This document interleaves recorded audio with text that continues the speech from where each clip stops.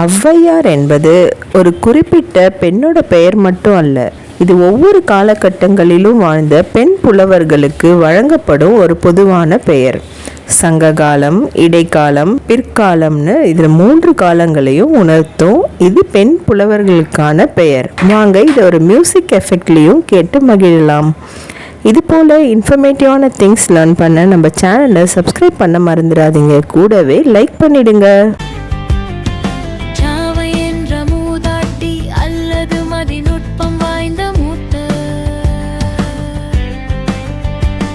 அது காலந்தோறும் வாழ்ந்த பல பெண்பால் புலவர்களை குறிக்கும்.